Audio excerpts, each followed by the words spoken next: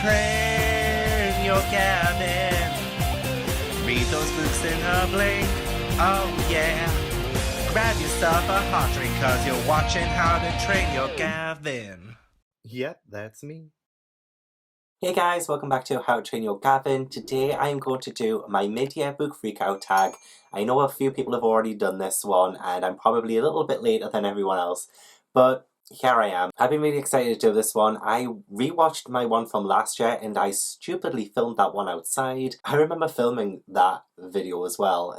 I can't believe it's been a year since the last mid-year book freakout tag. That's just... wow. So the mid-year book freakout tag is pretty much a catch-up of sorts for BookTube, but this tag was originally created by Chammy and Ellie, so I will link their original videos down in the description box. Before I get into the books and the questions, I do just have like a couple of stats. So far in 2020 from January to June, I have read 109 books, which my Goodreads goal was 80. So I really wanted to slow down this year. I read, I think, 122 or 124 books last year, so I've kind of almost beat last year's goal and we're not even in August yet. I should probably up my Goodreads goal to 200, see if I can hit 200. I really wanted to slow down, I promise. But I have read a total of 36,444 pages. Not bad. And my co-pile average is 7.71 out of 10 for all the books that I've read so far, so that's quite high. I've enjoyed most of the books that I've read so far this year. There's been a few outliers in that, but overall it's been quite a good year for reading. I discovered some new favourites, some new least favourites, but I'll talk about all of those in this video. The first question is best book you've read so far in 2020. So I have 3 books for this, 1 middle grade, 1 young adult, and 1 adult. And the middle grade one that I absolutely loved and adored this year was Where the Mountain Meets the Moon by Grace Lynn. Read this in May for Asian Readathon, and I've talked about this so much over the last 2 months, but I genuinely love this book. It's just filled with so much magic and wonder, and if you want to read a middle grade and just escape and just be happy, then this is the one for you. This just made me so happy. It follows Minley, and she is told these stories about the Man of the Moon and the Jade Dragon, and her family's so very poor that she becomes desperate and she wants to save her family, so she goes on this adventure to find the Man of the Moon, make a wish to make her family richer, or at least, you know, have a better life. So she goes on this incredible journey. She meets so many wonderful different characters, and there is just a really great lesson to be learned by the end of this. I just absolutely adore this book so much. I cannot rave about it enough. I'll not talk about it too much now, but honestly, if you want to smile, if you want to be happy, read this book. This is a Studio Ghibli film in a book.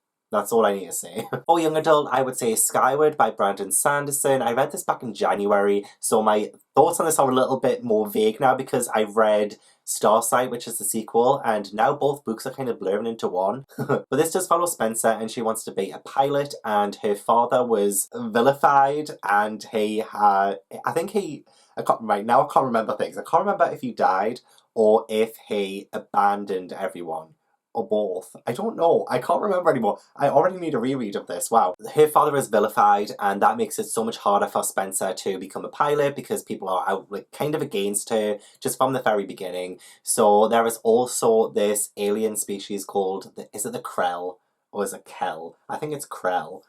Yeah, Krell. It's the Krell. Oh my god, I'm terrible. Books I read in January, what do I expect? So this is the highest rated young adult book of this year so far. So yeah, this is my favourite one of the year so far. And then for adult, it is The Song of Achilles by Madeline Miller. I recently read this in June, actually, and I freaking love this. I got so emotional at the end, I really did. But this is a story of Achilles and Patroclus. Is that how you say his name? I don't know how to pronounce things. So I think it's Patroclus. And yeah, it's like their story. They kind of fall in love. Like, it's not a spoiler, this, is it? It's not a spoiler if I say it's like a gay love story. I don't think that's a spoiler. I think everybody knows this is like a gay love story, right? But it's like so much more than that. It's like a lot of character development. It's a lot of war as well, because this is inspired by Greek mythology, and it's just wonderful, and I absolutely loved it, and I fell in love with the characters so much. I was really rooting for them. I don't want to say anything else, but if you know Greek legend, then you'll probably know why this was a bit emotional. I will talk a lot more about this in my June 2020 wrap-up. Yeah, I had to wait for a new ring light. My ring light broke, so I had to get a new one, so I need to film so much to catch up, so I will talk about this a lot more, but I will say this is my favourite adult book so far in 2020. Absolutely love it. 5 out of 5. So for the best sequel that you've read so far in 2020, I only have one for middle grade, and that is Gargantus by Thomas Taylor. This is the sequel to Malamander, which came out last year. This one came out on my birthday, actually. It came out on May 7th, and it was fantastic. I think it surpassed the original in every single way, because this is just so exciting, so fast-paced. So in Malamander, it follows Herbie Lemon, who is this lost and finder at the Nautilus Hotel, and he can find lost things, so people come to him to find lost things. But one day, a young girl crashes into the hotel and asks Herbie to help her find her parents. She is called Violet Palmer, and I just absolutely love the names in this. It's just so silly, but in a whimsical sort of way. What made the first one so great just is amplified in this one. It's just so exciting. The stakes are so high. Erie-on-Sea, which is the village that it's set, it's like this little touristy kind of seaside town, but when it's not in season, then the entire place is pretty much a ghost town. But Erie-on-Sea has this threat of falling into the sea in this one, so it's so exciting, it's so great, and I loved it. I thought it was much better than Malamander. This is the best sequel so far in 2020. I can't think of any for young adult or adults, so I have to skip those ones, I'm afraid. I don't even think I've read many sequels for the bigger age ranges. Question number 3 is a new release you haven't read yet but want to, and the first one that instantly comes to mind is The House in the Cerulean Sea by TJ Klune. I've seen so many people hype this up on BookTube recently. I think this came out earlier this year. I don't know when this came out. It might be in January or around about then. It just sounds incredible. It's been described as middle grade but written for adults, so this is an adult book. How does that work? I'm so intrigued. This follows someone called Linus, and I believe he's sent to this strange orphanage in this strange part of town where there are 6 magical children, and he has to determine whether they're about to bring the end of days.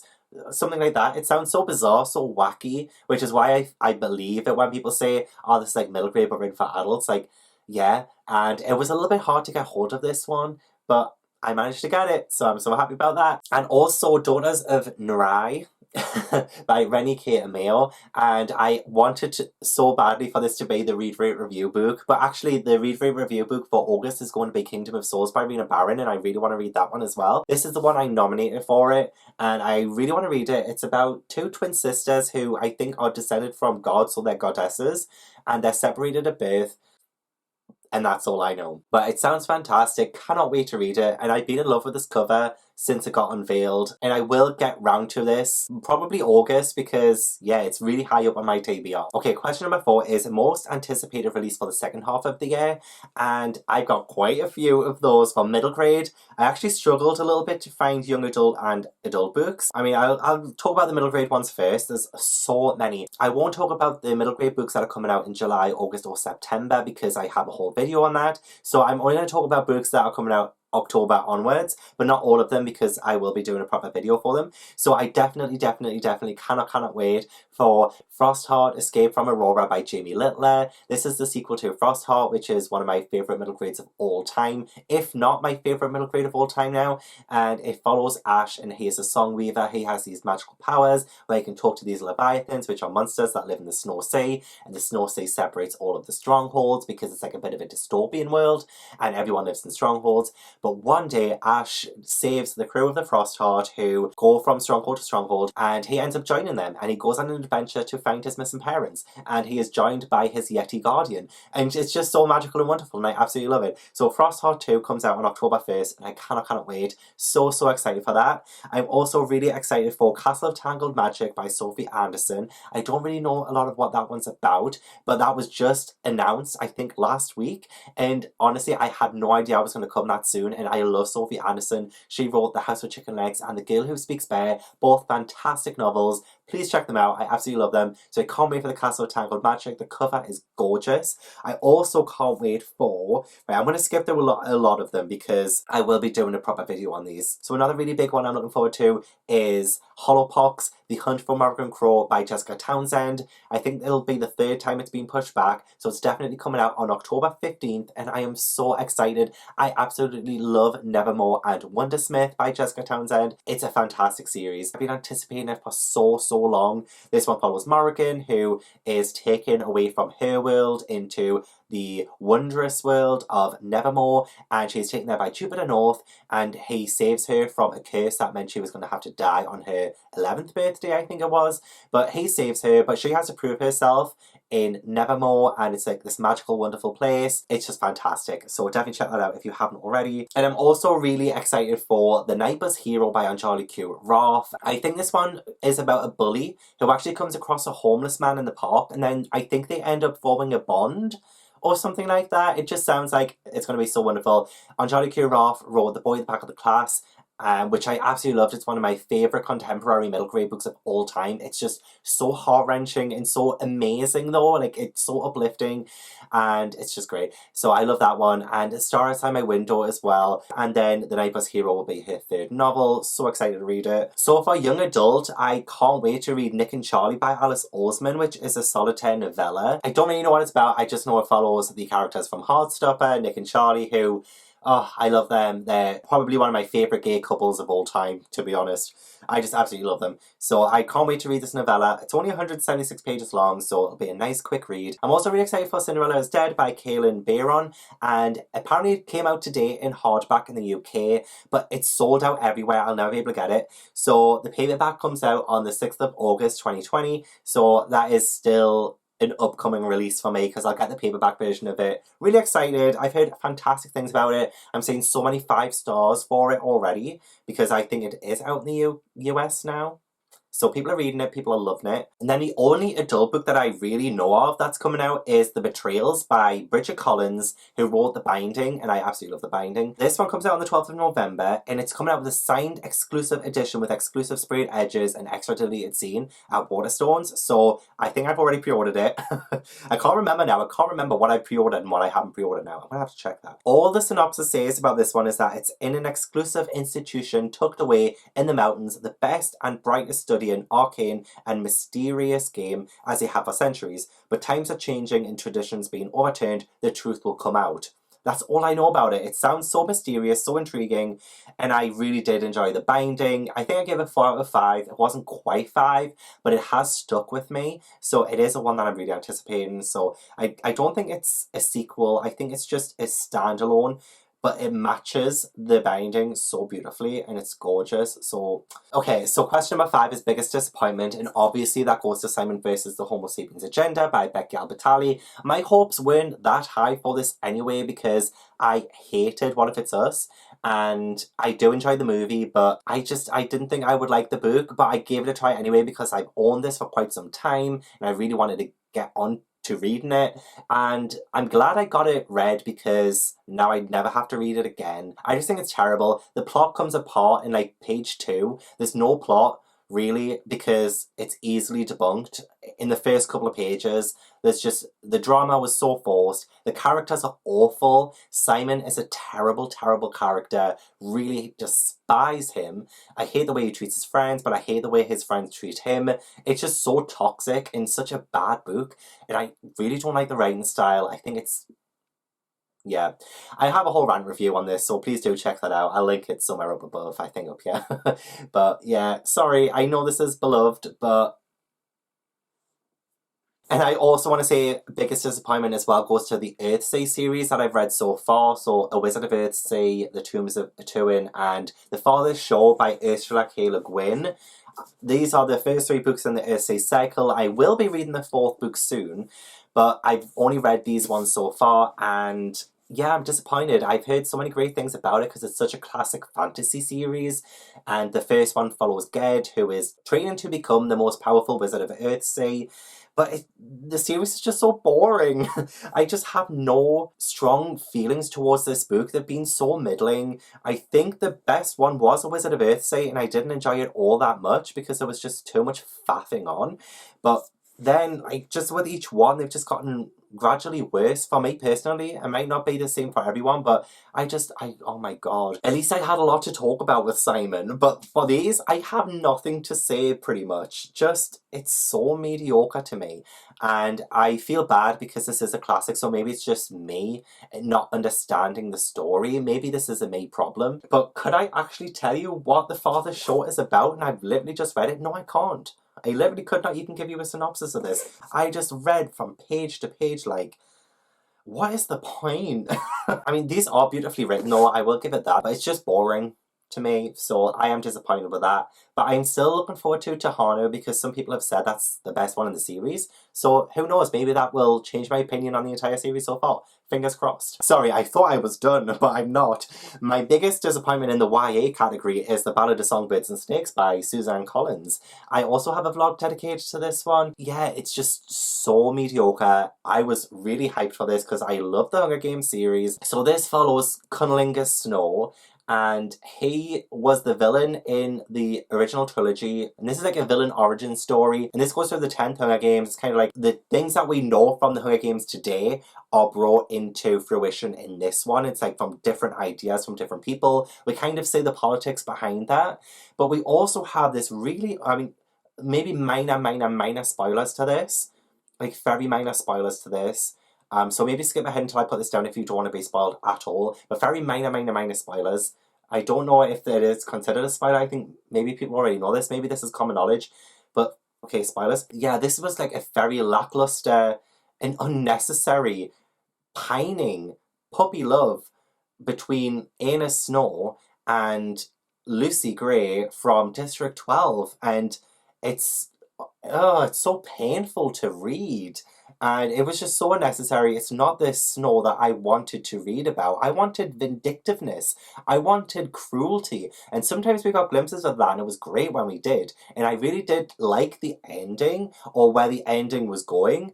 But before that, I was like, why? Why? I did enjoy being back in the Hunger Games world. I think Suzanne Collins is a good writer, but this was not the book. And I hope there is going to be more in this sort of prequel series, but following more interesting characters, because this made Snow so...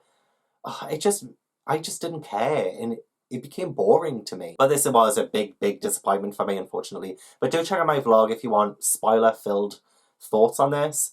But yeah, I'm like tired with this one now. Question number 6 is biggest surprise, and that will go to Black Flamingo by Dean Atta.